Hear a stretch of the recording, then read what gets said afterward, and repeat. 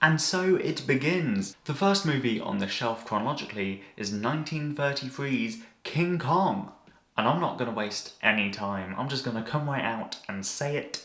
This movie fucking slaps. Or at least 2/3 of it do.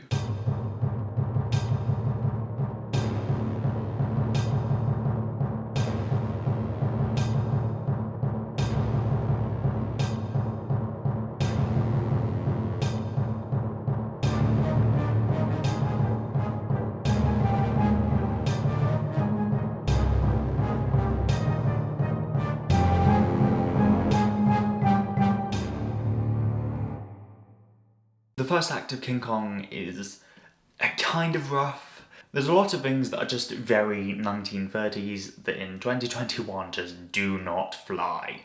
Oh, you're all right, but women just can't help being a bother. Made that way, I guess.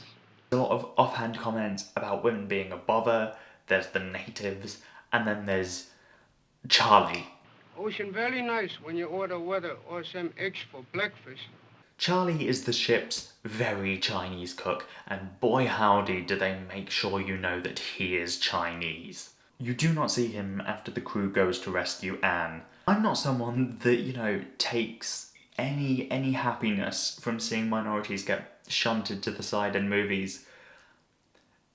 But it's a relief here.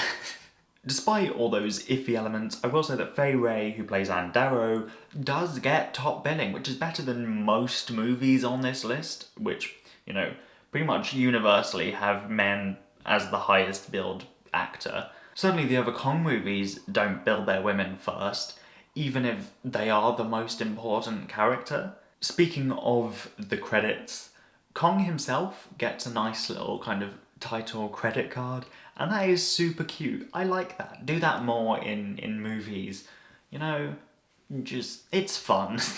But let's move on to where this movie really kind of excels, and that is its second and third acts. Firstly, this is where the cinematography and set and model work really get a chance to shine. I mean, look at this shot of the gate opening.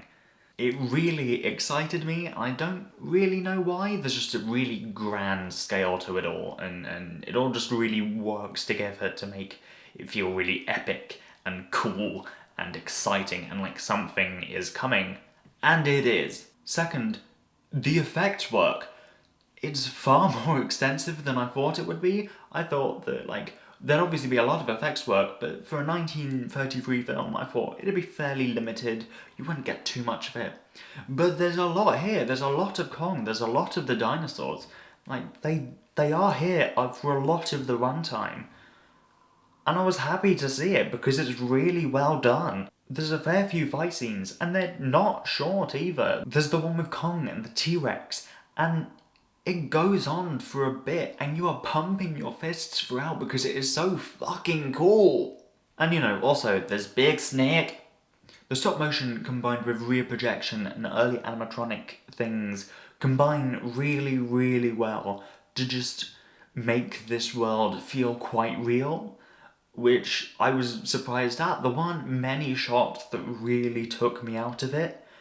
It just kind of works and gels, and it, is still exciting for a modern audience, and that's not what I expected. I mean, obviously, it doesn't work all of the time. There's the shot of them walking past the Stegosaurus that's a bit iffy, but most of the time, it does, work really well to just make it feel real. The fight sequences aren't especially tame either. There's a lot of gore. This is pre-code era. They can show brutality. And it's brutal. Kong wrenching apart the jaws of the T-Rex is... it's so brutal and cool, and I love it. When people fall from great heights in this film, their screams just cut off abruptly. And I was surprised with how much this affected me.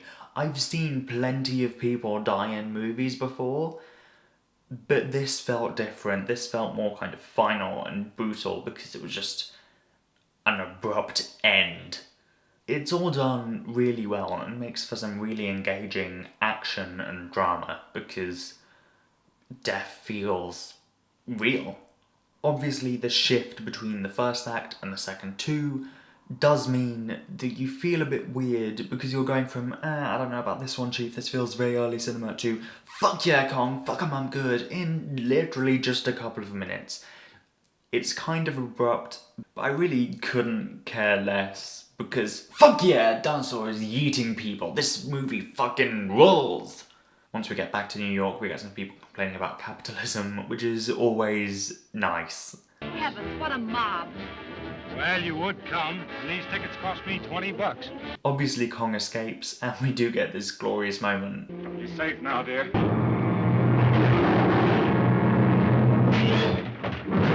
And thankfully, it doesn't take too long to wrap up either. You know, Kong dies, and the movie just kind of ends. We get the famous line, it wasn't the planes that killed the beast, it was beauty, or whatever the line is. I'll put it here. Oh, no. It wasn't the airplanes. It was beauty killed the beast. You don't need more than that, really, and it was nice that they didn't pad it out because they did not need to. So yeah, that's that. All in all, it was a rough first third, but, you know, those second two acts really, really work. So who cares, because it's a damn good time after that.